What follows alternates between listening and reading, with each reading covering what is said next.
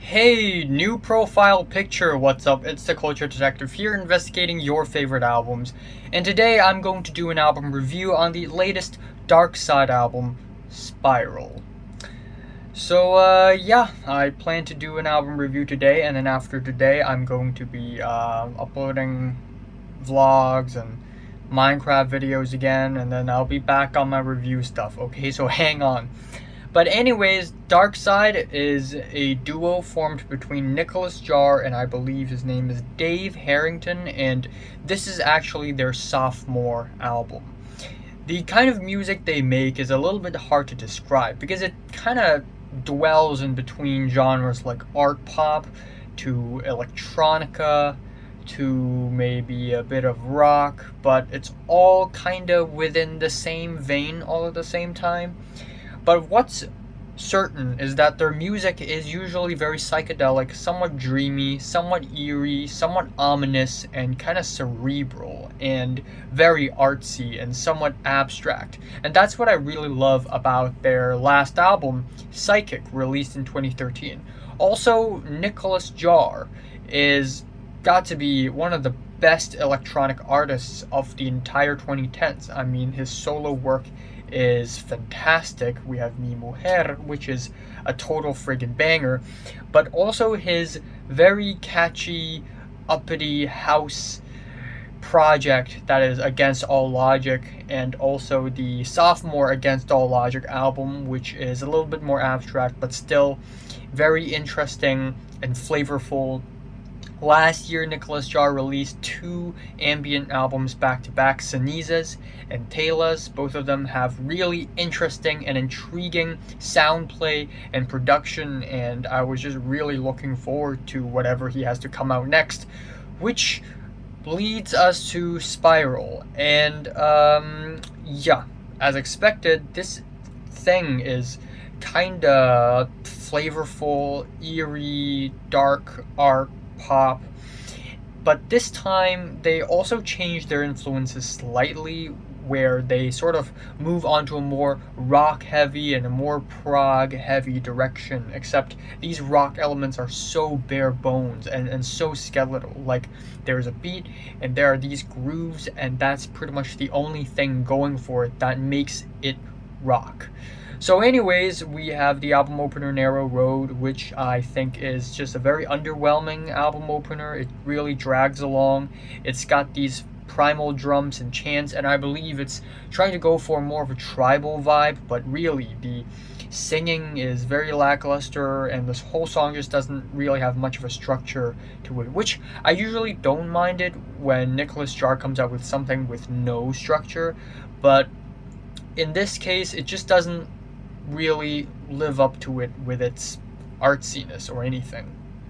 Then we have the track The Limit with its crispy, ominous guitars, and we have a fuzzy bass, a groovy drum beat. The drums on this track, they're very charismatic and they're very clear and clean, and this track sort of evolves into this very chaotic jam at the end, and it's a really nice song.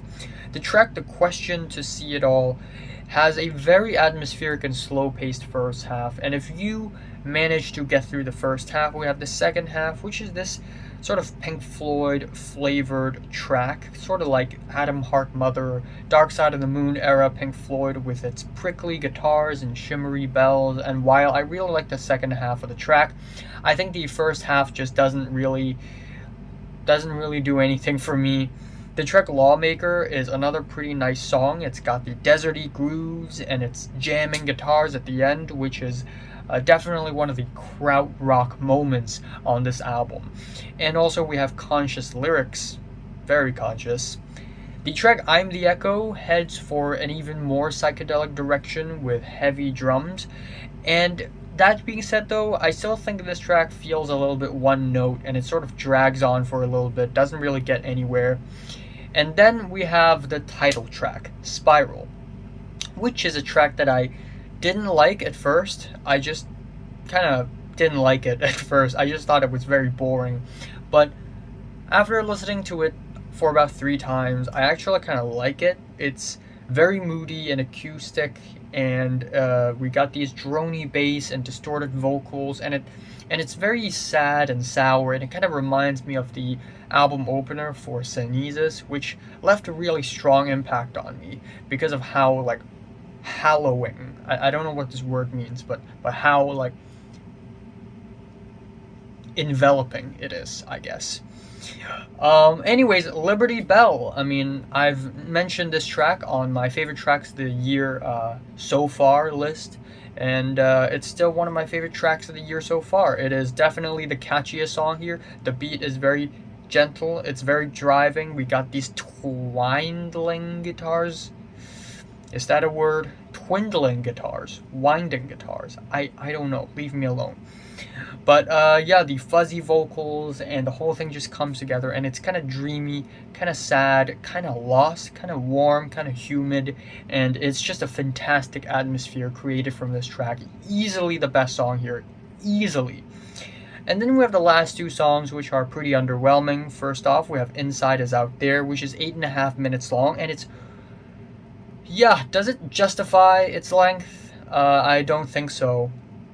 Really drags on, and it does have that Krautrock thing going for it, which is really nice, but still, the thing just drags on without much in terms of change or dynamic. And then we have the track Only Young as the album ending, which is very spacey and kind of underwhelming. Its lack of structure and groove really makes this track kind of bare and barren, and the singing is kind of lackluster as well, despite the psychedelic guitar solo at the end. So yeah, Darkside's latest album, Spiral, definitely has its highlights, but also it has its underwhelming moments too, I guess. My favorite track here is the Liberty Bell, and my least favorite is Only Young. I'm giving Darkside Spiral a 7 out of 10. So, have you listened to the latest Darkside album? From 1 to 10, how much did you rate it? Like if you like it, and subscribe if you want more. And thanks for watching.